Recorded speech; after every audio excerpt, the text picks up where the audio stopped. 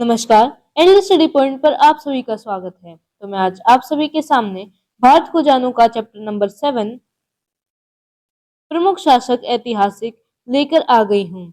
आइए शुरू करते हैं।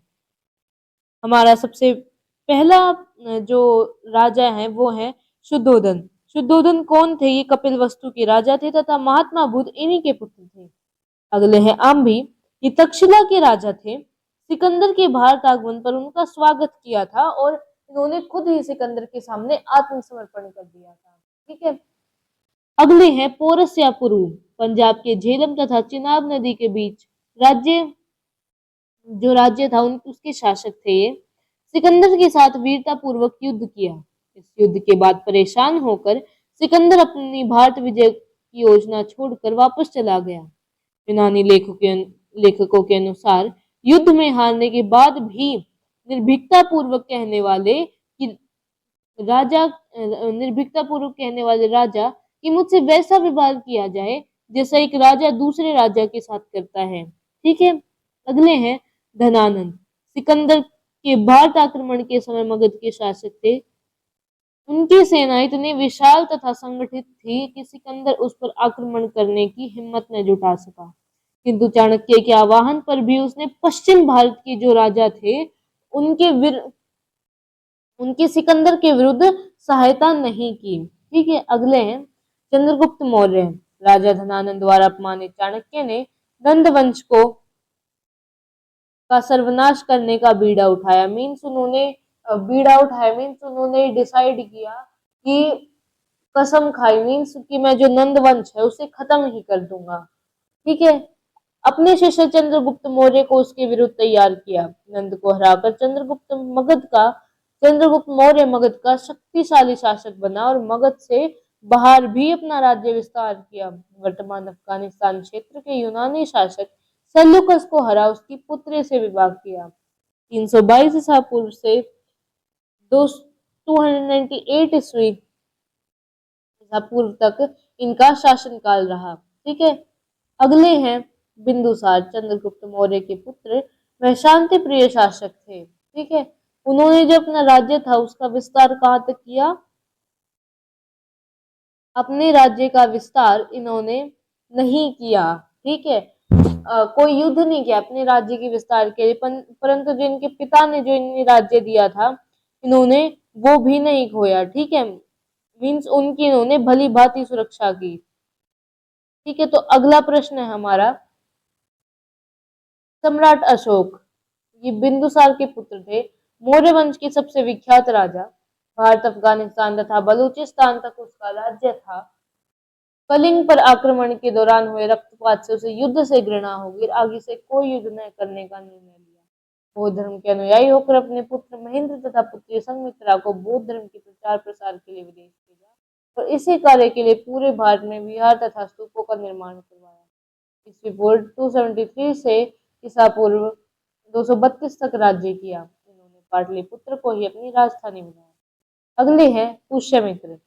185 ईसा पूर्व अंतिम मौर्य शासक बृहद्रथ को उसके सेनापति पुष्यमित्र ने मार डाला और स्वयं राजा बन बैठा। तो उसने शुंग वंश की स्थापना की। शुंग वंश का राज्य ईसा पूर्व 185 से 73 ईसा पूर्व तक चला। ठीक है। मीन्स जो पुष्यमित्र था, अब इसमें पूछ सकते हैं कि मौर्य वंश का अंतिम शासक कौन था, तो वो था बृहद्रथ। ठीक है। और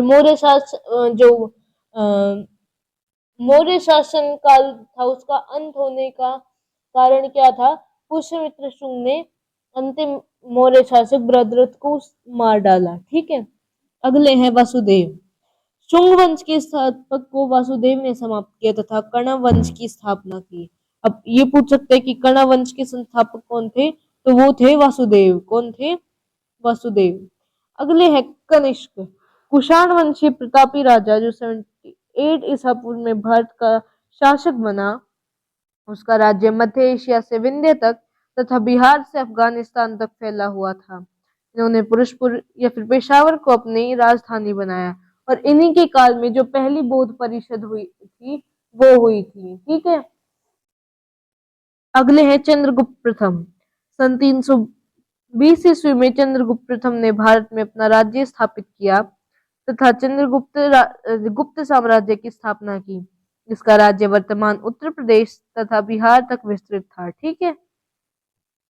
अगला है समुद्रगुप्त। सन 325 ईस्वी से लेकर सन 375 ईस्वी तक चंद्रगुप्त प्रथम के पुत्र समुद्रगुप्त ने शासन किया। उसका राज्य पूर्व में हुगली से यमुना, चंबल तथा हिमालय से नर्मदा तक अपने राज्य का विस्तार किया। इसे भारत का नेपोलियन भी कहा जाता है। ठीक है। अगले हैं चंद्रगुप्त द्वितीय और विक्रमादित्य। सन 380 से लेकर 413 ईस्वी तक शासनकाल रहा है इनका। ठीक है। और गुप्त वंश का जो सर्वाधिक विकास हुआ है वो इन्हीं के समय में हुआ है और इन्होंने अपने राज्य का विस्तार करते हुए गुजरात, काठियावाड़ तथा उज्जैन को अपने राज्य में ला लिया। दिल्ली में कुतुब मीनार के पास स्थापित लोह का जो स्तंभ है वो इन्हीं के द्वारा बनवाया हुआ है। महाकवि कालिदास सहित 9 विद्वान नवरत्न इनके दरबार में थे। इनके राज्य में कला, साहित्य, विज्ञान, स्थापत्य कला अपने पूर्ण विकास पर थी। इसीलिए गुप्त काल को भारतीय इतिहास का स्वर्ण युग कहा जाता है।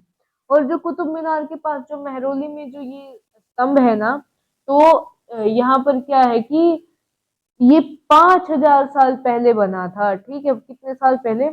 5000 साल पहले। और आज तक इस पर जो जंग है, इस पर जंग नहीं लगा है अभी तक। ठीक है।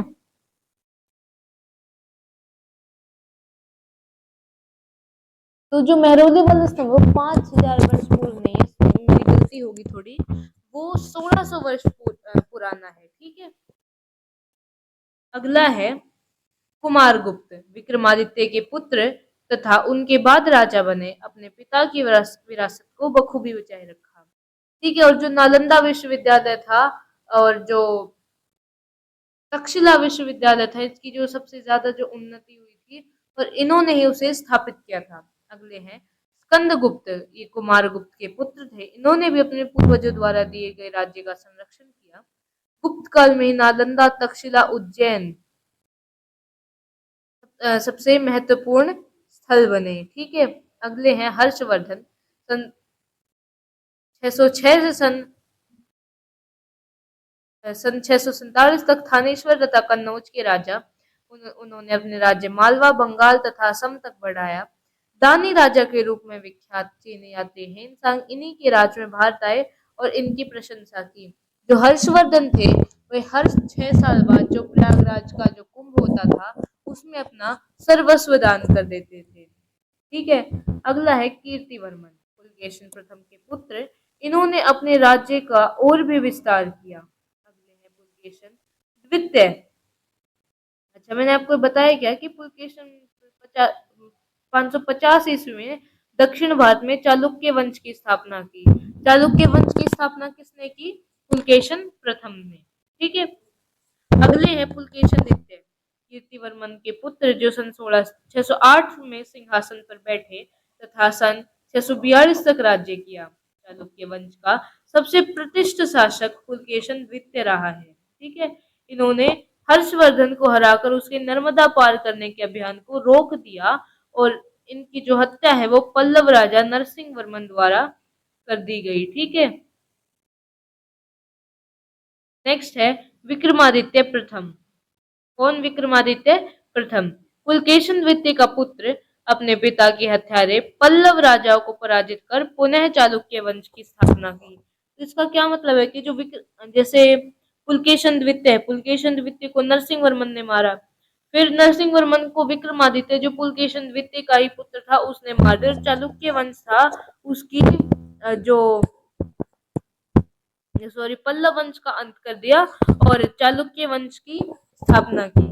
अगले हैं विनयादित्य। 681 ईस्वी में अपने पिता विक्रमादित्य प्रथम के बाद गद्दी पर बैठे। इन्होंने पर्शिया तथा सिलोन तक अपने संबंध स्थापित किए। ठीक है। धन्यवाद। आज के लिए बस इतना ही। आशा करती हूँ ये क्लास आपको पसंद आई होगी। धन्यवाद।